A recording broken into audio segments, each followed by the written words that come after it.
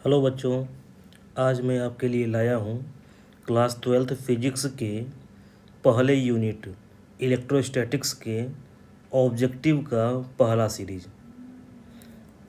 आज हम लोग कम से कम 25 ऑब्जेक्टिव को सॉल्व करेंगे जो कि बिहार बोर्ड और अन्य बोर्डों में पूछा गया हुआ है। चलिए बढ़ते हैं हम लोग पहले क्वेश्चन पे। आइए देख रहे हैं, पहला क्वेश्चन है कि 6 माइक्रोफैराड धारिता के 3 संधारित्र 3 कैपेसिटर उपलब्ध हैं, तो उनके द्वारा प्राप्त न्यूनतम एवं अधिकतम धारिता होती है। तो देखिए क्या कि 3 संधारित्र हैं, 3 कैपेसिटर हैं, उनको हम लोग या तो सीरीज में कनेक्ट कर सकते हैं या पैरेलल में कनेक्ट कर सकते हैं। तो अगर सीरीज में कनेक्ट करेंगे तो उनका जो इक्विवेलेंट होगा कैपेसिटेंस वो होगा 1/c is equal to 1/c1 plus 1/c2 plus 1/c3, और ये न्यूनतम मान देगा।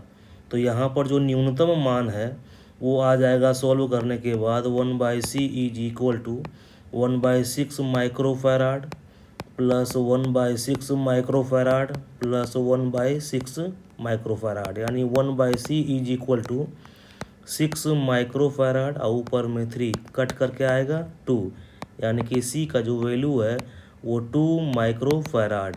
और ये कौन सा वैल्यू है? तो मिनिमम वैल्यू। अब वो मैक्सिमम वैल्यू कब आएगा? तो जब हम तीनों कैपेसिटर को समांतर क्रम में जोड़ेंगे तो c इज इक्वल टू क्या आएगा? c1 plus c2 plus c3। c1 का वैल्यू 6 माइक्रोफैराड, c2 का वैल्यू 6 माइक्रोफैराड, c3 का वैल्यू 6 माइक्रोफैराड। टोटल कितना माइक्रोफैराड? 18 माइक्रोफैराड। यानी कि यहाँ पर जो ऑप्शन है वो सी नंबर सही है। ठीक है, चलिए हम लोग बढ़ते हैं सेकंड क्वेश्चन पे। सेकंड क्वेश्चन हमारा कह रहा है क्या कि वायु में स्थित स्थिर इकाई आवेश से निकलने वाले संपूर्ण विद्युत फ्लक्स का मान होता है। तो देखिए हमारे पास गॉस थ्योरम, गॉस लॉ, उसके अकॉर्डिंग विद्युत फ्लक्स का, इलेक्ट्रिक फ्लक्स का जो फॉर्मूला है वो क्या है? तो phi is equal to Q by epsilon naught, electric flux का। और यहाँ पर आवेश का जो मान दिया हुआ है वो कितना दिया हुआ है? इकाई आवेश, यानी क्यू की जगह पे अगर हम 1 रखें तो क्या हो जाएगा? फाई इज इक्वल टू 1/एप्साइलन नोट, यानी कि एप्साइलन नोट को ऊपर ले जाएंगे तो क्या हो जाएगा? Epsilon naught to the power -1। यानी कि इसके लिए, इस ऑब्जेक्टिव के लिए जो आंसर होगा वो होगा आपका बी नंबर। ठीक है, आगे हम लोग बढ़ रहे हैं। अगला क्वेश्चन हमारा कह रहा है क्या कि विद्युतीय द्विध्रुव आघूर्ण P एवं विद्युतीय क्षेत्र की तीव्रता के बीच कोण का मान कितना होगा कि द्विध्रुव स्थिर साम्यावस्था में रहे, यानी कि स्टेबल इक्विलिब्रियम कंडीशन में रहे। तो देखिए क्या, इक्विलिब्रियम कंडीशन के लिए हमारे पास 2 कंडीशन है। एक देखिए, जैसे क्या कि सबसे पहले मैं एक यूनिफॉर्म इलेक्ट्रिक फील्ड बना रहा हूँ और इसमें एक डाइपोल को इस कंडीशन में -q और ये रहा आपका +q, ये डाइपोल। इसमें डाइपोल P का, यानी डाइपोल मोमेंट P का जो डायरेक्शन है वो है लेफ़्ट टू राइट, और इलेक्ट्रिक फील्ड का भी डायरेक्शन वही लेफ़्ट टू राइट। अब इस कंडीशन में देखा जाए क्या कि P और E के बीच का एंगल है थीटा, सॉरी P और B के बीच का एंगल कितना है? Theta is equal to 0। तो अब क्या इस कंडीशन में देखा जाए कि क्या यह स्टेबल इक्विलिब्रियम है या अनस्टेबल। तो अगर हम यहाँ पर चेक कर रहे हैं, अगर ये डाइपोल जो है अगर इसको थोड़ा सा डिस्प्लेस्ड किया जाए थीटा एंगल से या किसी एंगल से डिस्प्लेस्ड किया जाए तो क्या यह अपने प्रीवियस पोजीशन पर लौट आएगा। तो सपोज कीजिए क्या कि ये हम इस एंगल से डिस्प्लेस्ड करके यहाँ पर ले आते हैं इस कंडीशन में, तो ये +q चार्ज इधर और -q चार्ज ये, तो क्या होगा ये, चूँकि फील्ड का डायरेक्शन लेफ़्ट टू राइट है, मतलब लेफ़्ट में प्लस चार्ज है। अब ये प्लस चार्ज जो है इस माइनस चार्ज को क्या करेगा, अपनी ओर अट्रैक्ट करेगा और इस प्लस चार्ज को रिपेल करेगा। मतलब क्या कि जो हम डाइपोल को डिस्प्लेस्ड करके न्यू पोजीशन में लेके गए हैं वो पुनः छोड़ने पर अपने प्रीवियस पोजीशन पर पहुंच जाएगा। तो यह कंडीशन स्टेबल इक्विलिब्रियम का कहा जाएगा, स्टेबल इक्विलिब्रियम। और ये कंडीशन किस एंगल पे आ रहा है, तो थीटा इज इक्वल टू 0। तो यहाँ पर देखिए क्या कि डी में एंगल का मान 0 दिया गया हुआ है। सपोज कीजिए क्या कि ये अगर अस्थिर साम्यावस्था के बारे में पूछा जाता तो इसका आंसर कितने डिग्री पे होता। तो देखिए ये अस्थिर साम्यावस्था के लिए मैं फिगर बना रहा हूँ। सबसे पहले एक electric field, uniform electric field. अब इस यूनिफॉर्म इलेक्ट्रिक फील्ड में एक डाइपोल को रख दिया और इस बार डाइपोल को यहाँ पर रखा हुआ है प्लस क्यू और ये वाला है आपका माइनस क्यू। मतलब क्या कि डाइपोल मोमेंट की जो डायरेक्शन है वो राइट टू लेफ्ट है इस बार, और इलेक्ट्रिक फील्ड का डायरेक्शन क्या, लेफ्ट टू राइट। दोनों के बीच में एंगल कितना, 180 डिग्री।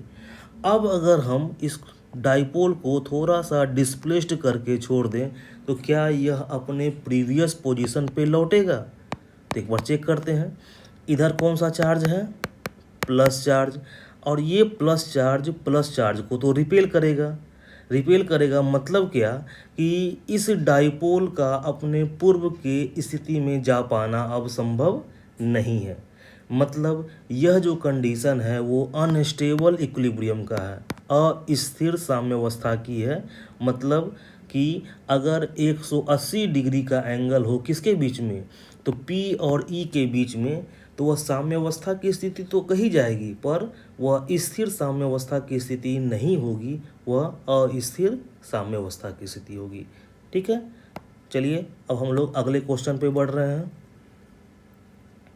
अगला क्वेश्चन ये है क्या कि किसी बिंदु पर विद्युत तीव्रता होती है, किसी बिंदु पर विद्युत तीव्रता होती है, इलेक्ट्रिक फील्ड इंटेंसिटी कह सकते हैं इसको। तो कितनी होती है, तो इलेक्ट्रिक फील्ड इंटेंसिटी का हमारा जो डेफिनेशन है कि इकाई आवेश पर लगने वाले बल को, तो अगर Q आवेश पर F बल लग रहा हो तो इकाई आवेश पे कितना बल लगेगा, तो इकाई आवेश पे लगेगा F/Q। तो इलेक्ट्रिक फील्ड के लिए जो यहाँ पर तो आपका जो आंसर होगा वो क्या होगा, बी नंबर। ठीक है, चलिए अगले क्वेश्चन पे हम लोग बढ़ रहे हैं। कह रहा है क्या कि आवेश का पृष्ठ घनत्व होता है, आवेश का पृष्ठीय घनत्व होता है।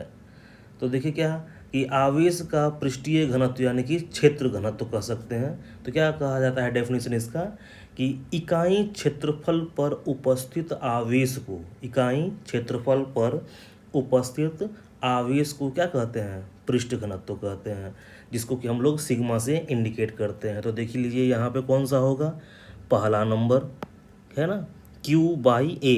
ए यहाँ पर क्या है, एरिया है। तो इकाई क्षेत्रफल पर उपस्थित आवेश को क्या कहेंगे हम लोग, पृष्ठीय घनत्व कहेंगे। और देखिए जितना भी क्वेश्चन बताया जा रहा है वो लगभग सारे के सारे जो है न कभी बिहार बोर्ड वगैरह में पूछा गया हुआ है। ठीक है, चलिए इसमें एक चीज़ और जान लीजिए कि घनत्व जो होता है, आवेश का घनत्व 3 प्रकार का, रैखीय घनत्व, पृष्ठीय घनत्व और आयतन घनत्व। रैखीय घनत्व होता क्या है आपका, तो Q/L। पृष्ठीय घनत्व क्या होता है, Q/A। और आयतन घनत्व क्या होता है, Q/V।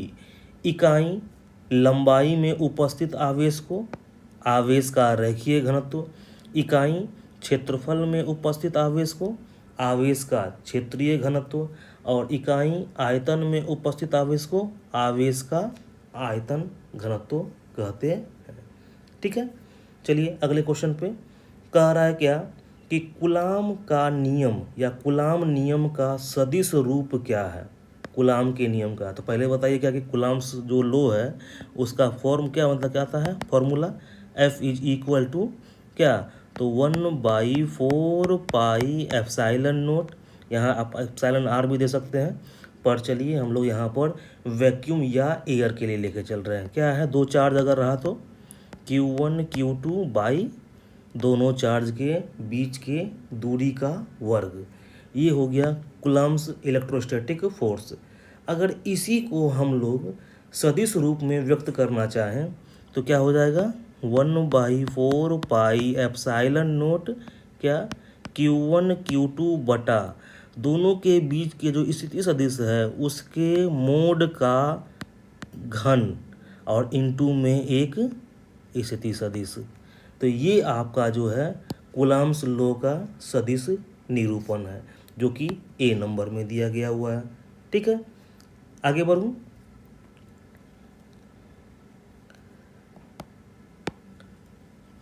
चलिए अगले क्वेश्चन पे। अगला क्वेश्चन कह रहा है क्या, वायु के लिए परावैद्युत सामर्थ्य होता है। वायु के लिए परावैद्युत सामर्थ्य, परावैद्युत सामर्थ्य का अगर इंग्लिश देखा जाए तो क्या है, dielectric strength, dielectric strength, ठीक है ना। और इसका वैल्यू क्या होता है वायु के लिए, तो सबसे पहले जानते हैं कि डाई इलेक्ट्रिक स्ट्रेंथ है क्या, परावैद्युत सामर्थ्य है क्या। तो कह रहा है क्या कि इलेक्ट्रिक फील्ड का वह मैक्सिमम वैल्यू जिसे कोई इंसुलेटर बिना ब्रेक डाउन, बिना भंजन के सह सकता है, उसे हम लोग क्या कहते हैं, डाई इलेक्ट्रिक स्ट्रेंथ कहते हैं। और वायु के लिए जो इसका वैल्यू होता है वो होता है 3 मेगा वोल्ट पर मीटर, 3 मेगा वोल्ट पर मीटर। 3 मेगा का वैल्यू क्या होगा आपका 10⁶, और बच के आ गया आपका वोल्ट, और मीटर को अगर हम ऊपर लेके जाएं तो पर मीटर। तो देख लीजिए कौन सा आंसर होगा, ए नंबर। ठीक है, उसके बाद आइए क्या कि निर्वात का परावैद्युतांक होता है, निर्वात का परावैद्युतांक होता है। तो निर्वात का परावैद्युतांक मतलब क्या, एप्साइलन नोट। तो एप्साइलन नोट का जो वैल्यू होता है वो क्या होता है 8.85 इंटू 10⁻⁻12 क्या, तो कूलाम स्क्वायर पर न्यूटन पर मीटर स्क्वायर। तो इस हिसाब से अगर देखा जाए तो वैल्यू तो आपका मिल रहा है ए वाला, ए वाला हो जाना चाहिए और है भी ए वाला। पर यहाँ पर ध्यान दीजिए क्या कि यहाँ पर ए में जो यूनिट लगाया हुआ है वो फैराड पर मीटर है, और यहाँ पर जो मैं लिखा हुआ हूँ वो क्या है, कूलाम स्क्वायर पर न्यूटन पर मीटर स्क्वायर। तो ये जो आपका दोनों में डिफरेंस है, क्यों, तो देख लीजिए क्या कि आप लोगों ने पढ़ा है कि epsilon naught is equal to होता है capacitance into D by A. तो यहाँ से अगर देखा जाए तो क्या हो जाएगा एप्साइलन नोट का यूनिट, तो कैपेसिटेंस का फैराड, डी यानी मीटर, और ए एरिया यानी क्या मीटर स्क्वायर। तो ये गया क्या बचा है आपका फैराड पर मीटर। तो यानी कि आप यहाँ पर कूलाम स्क्वायर पर न्यूटन पर मीटर स्क्वायर के बदले में फैराड पर मीटर भी रख सकते हैं। ठीक है, तो आपका न्यूमेरिकल वैल्यू के हिसाब से वो तो 8.85 इंटू 10⁻⁻12 वो सही है, और आप ये भी लिख सकते हैं यूनिट में, चाहे ये भी लिख सकते हैं। ठीक है, आगे बढ़ूँ। चलिए अब अगला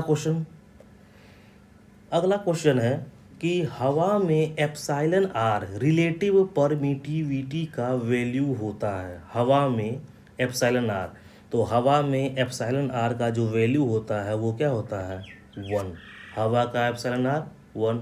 और वाटर के लिए क्या होता है एप्साइलन आर 4, एयर हो गया 1, और एप्साइलन आर 4 वाटर कितना हो गया, तो एप्साइलन आर 4 वाटर होता है 80। ये 2 डेटा आप लोग याद रखेंगे, ठीक है। अगला न्यूमेरिकल, यानी कि ये पहले तो देखिए कि इसका वैल्यू हो जाएगा सी नंबर, आंसर सी हो जाएगा। अगला मतलब ऑब्जेक्टिव कह रहा है कि विद्युत क्षेत्र में एक आवेशित कण पर लगने वाला बल का मान होता है। विद्युत क्षेत्र में आवेशित कण पर लगने वाला बल का मान, तो देखिए हमारे पास एक फॉर्मूला है, E is equal to F by Q. तो so F is equal to कितना, ई इंटू क्यू। तो ई इंटू क्यू यानी कि ए नंबर। तो ये हो जाएगा क्या कि विद्युत क्षेत्र में एक आवेशित कण पर लगने वाला बल का मान कितना, तो F is equal to Q E या ई क्यू, ठीक है।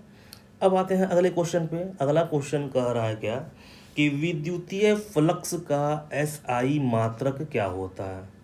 विद्युतीय फ्लक्स का SI मात्रक क्या होता है। तो देखिए हमारे पास इलेक्ट्रिक फ्लक्स के 3 मात्रक हैं। चलिए बारी बारी से पहले हम लोग तीनों मात्रक को लेके चलते हैं, कैसे आएगा। तो देखिए हमारे पास एक फॉर्मूला क्या है कि फाई इज इक्वल टू कितना, तो Q बाई एप्साइलन नोट, एक ये।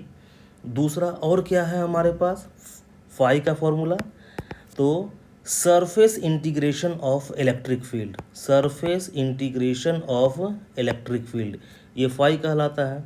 तो अब यहाँ से देखा जाए तो ई के लिए क्या लिखेंगे, तो ई है इकाई आवेश पर लगने वाला बल, इकाई आवेश पर लगने वाला बल, यानी क्या कि एफ बाई कितना कुलाम, ये इकाई आवेश पर लगने वाला बल, इनटू डी एस यानी कि एरिया, एरिया के लिए क्या हो जाएगा मीटर स्क्वायर।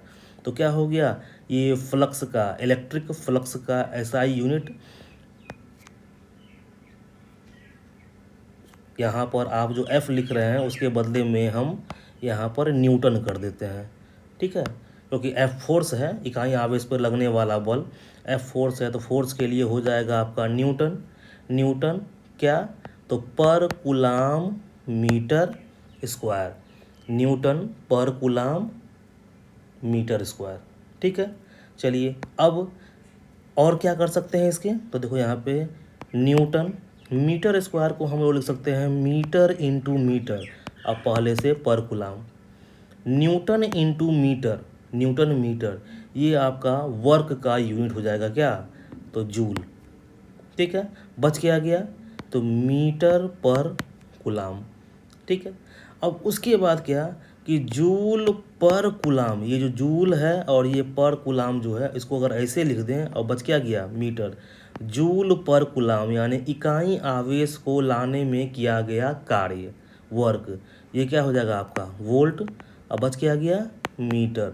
तो क्या क्या हो गया आपका, देखिए यूनिट, किसका यूनिट, इलेक्ट्रिक फ्लक्स का, एक यूनिट है आपका ये क्या, तो न्यूटन पर कुलाम मीटर स्क्वायर, दूसरा यूनिट है जूल मीटर पर कुलाम, और तीसरा यूनिट क्या है वोल्ट मीटर। अब देख लीजिए इसमें से कौन सा दिया हुआ है, तो देखिए ये दिया हुआ है वोल्ट मीटर, देखिए यहाँ पे सी नंबर, तो सी नंबर आपका क्या हो जाएगा, इसका आंसर हो जाएगा, ठीक है।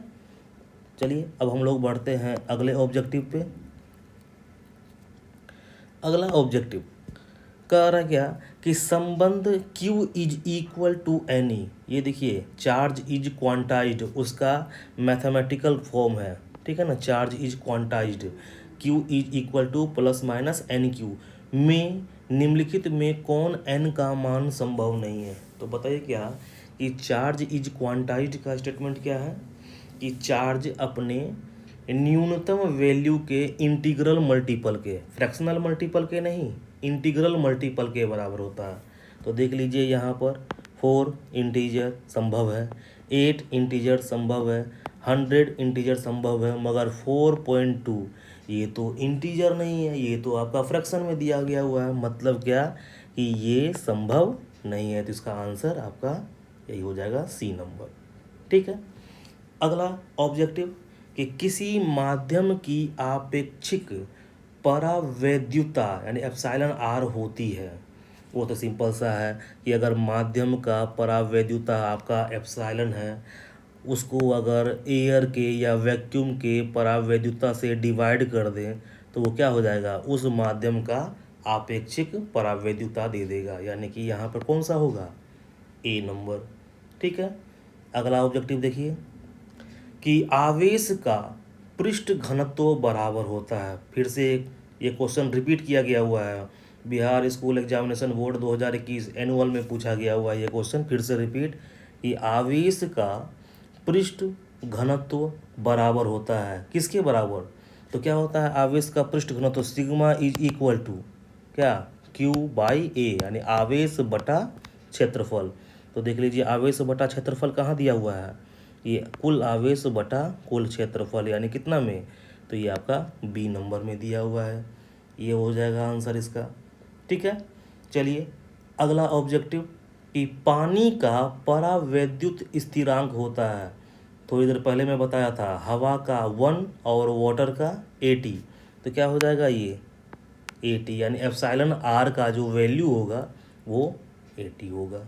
ठीक है ना, चलिए अगला अगला कह रहा है ऑब्जेक्टिव कि 1/4 pi epsilon note, 1/4 pi epsilon note, इसका मान क्या होगा, तो इसका मान क्या होगा, तो ये 9 × 10⁻⁹ न्यूटन मीटर स्क्वायर पर कूलम स्क्वायर। इसको याद रखिएगा कि 1/4 पाई एप्सिलॉन नोट का जो वैल्यू होगा वो कितना होगा, 9 × 10⁻⁹ न्यूटन मीटर स्क्वायर पर कूलम स्क्वायर।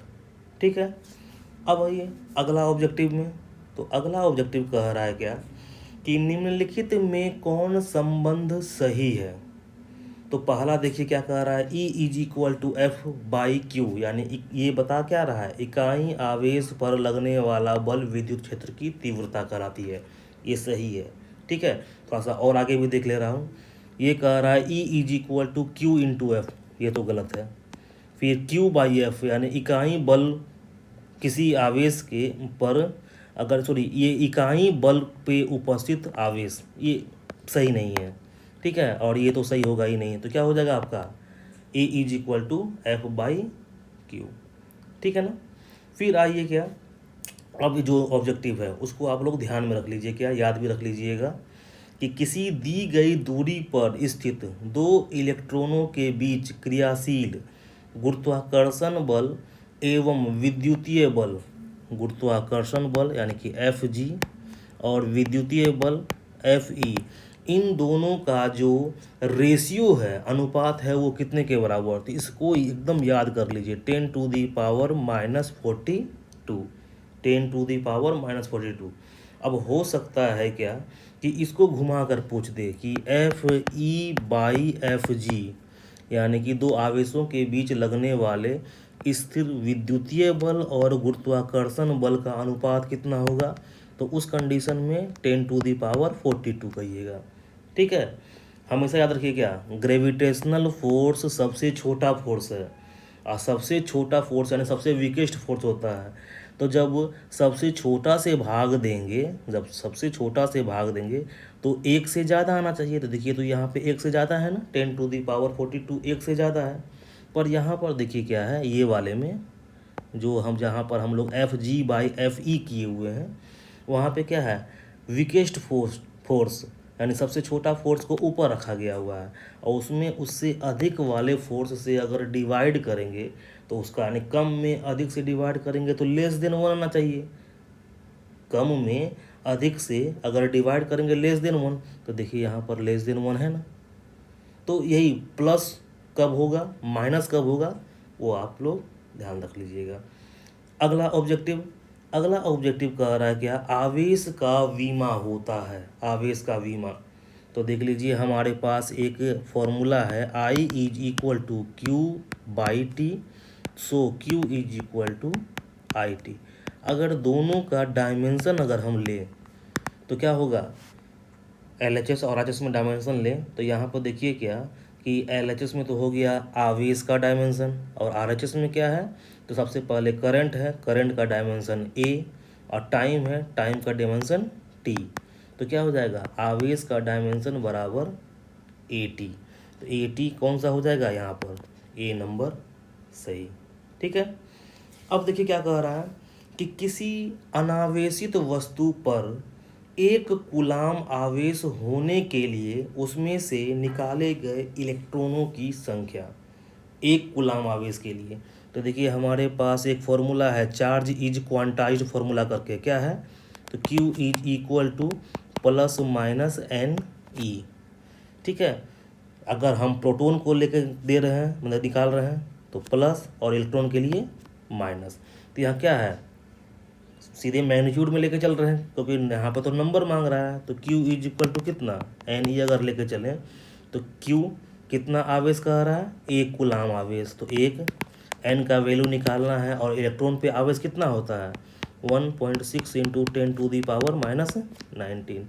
अब इसको अगर सॉल्व करेंगे तो हमारा जो n का वैल्यू है वो आएगा 6.25 इंटू 10⁻25, यानी कि इतना इलेक्ट्रॉन के निकलने से, इतना इलेक्ट्रॉन के निकलने से 1 कूलाम आवेश आता है, 1 कूलाम आवेश आता है। ठीक है। तो इसका मतलब कौन सा ऑप्शन हो जाएगा, ए नंबर। ठीक है। चलिए अगला देखिए। अगला ऑब्जेक्टिव है कि परावैद्युतता यानी कि एप्सिलॉन आर का मात्रक है। पहले भी मैं पढ़ चुका हूँ, हम लोग पढ़ चुके हैं क्या क्या है।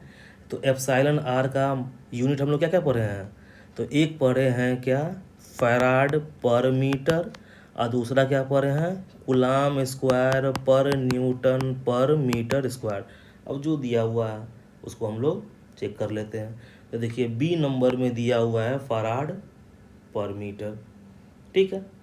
चलिए अगला ऑब्जेक्टिव कि एक आवेशित चालक की सतह के किसी बिंदु पर विद्युतीय क्षेत्र की तीव्रता, आवेशित चालक, मान लीजिए चालक एक गोला ले लेते हैं, ये आवेशित है, तो इस पर जो विद्युतीय क्षेत्र की तीव्रता होगी वो कहाँ कितनी होगी।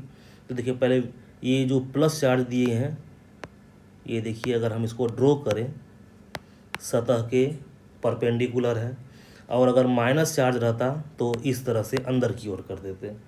मगर हर केस में देखा जाए तो विद्युतीय क्षेत्र की तीव्रता की जो दिशा है वो क्या है, सतह के लंबवत है। तो क्या होगी, सतह के लंबवत होगी, यानी कि बी नंबर में सतह के लंबवत। ठीक है। चलिए अगला ऑब्जेक्टिव क्या कह रहा है कि किसी गोलीय पृष्ठ के अंदर यदि प्लस Q आवेश रख दिया जाए तो संपूर्ण पृष्ठ से निकलने वाला विद्युतीय फ्लक्स होगा। प्लस Q आवेश रखा गया हुआ है, तो गॉस लॉ से क्या हो जाएगा आपका, फाई इज इक्वल टू जितना आवेश है अंदर में वो क्या, जितना आवेश है, तो कितना आवेश है आपका अंदर में, प्लस Q। अब बाई क्या होता है, एप्सिलॉन नोट। देख लीजिए जो ऑप्शन होगा, तो Q बाई एप्सिलॉन नोट आपका बी नंबर में है। ठीक है। चलिए आज का लास्ट ऑब्जेक्टिव हम लोग लेके चल रहे हैं कि विद्युतीय फ्लक्स का विमीय सूत्र होता है, विद्युतीय फ्लक्स का विमीय सूत्र होता है। तो चलिए हम लोग पहले निकालते हैं, ठीक है, कि आखिर विद्युतीय फ्लक्स का विमीय सूत्र होता क्या क्या है।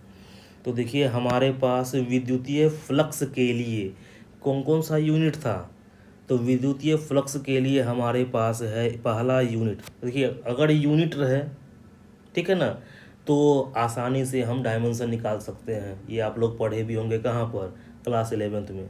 तो आइए इलेक्ट्रिक फ्लक्स का जो यूनिट है वो क्या है, न्यूटन मीटर स्क्वायर पर कूलाम। ठीक है। न्यूटन के लिए, और मतलब कि न्यूटन को उसके कौन सा मूल मात्रक में तोड़ रहे हैं, तो क्या हो जाएगा, ये न्यूटन का न्यूटन है एफ के लिए, और एफ बराबर क्या होता है, एम ए, यानी क्या, किलोग्राम, ठीक है, मीटर पर सेकेंड स्क्वायर। बचा क्या आपका, मीटर स्क्वायर पर कूलाम। ठीक, इसको kilogram, metre into metre square क्या, मीटर क्यूब, फिर क्या है, पर सेकेंड स्क्वायर पर कूलाम। अब चलिए इसका डायमेंशन मैं रखते जा रहा हूँ। किलोग्राम के लिए m, मीटर के लिए एल, उस पर 3, सेकेंड के लिए टी और उस पर क्या -2, और कुलाम आवेश थोड़ी देर पहले हम लोग देखे थे। कुलाम यानी चार्ज का डायमेंशन होता है AT, तो यहाँ पर दे दे रहे हैं AT कितना पावर, तो उस पर -1। चलिए सॉल्व करते हैं। ml3 t-2 a-1 t-1 solve करके यहाँ नीचे कर रहा हूँ मैं। m l अकेला है तो l3, फिर t कितना है, चलिए t को लास्ट में लिखेंगे, पहले a-1 लिख दे रहा हूँ। और t कितना, तो t यहाँ -2 यहाँ -1 यानी कितना t-3। तो ये हो गया इलेक्ट्रिक फ्लक्स का डायमेंशन। अब चेक कर लीजिए कौन सा होगा।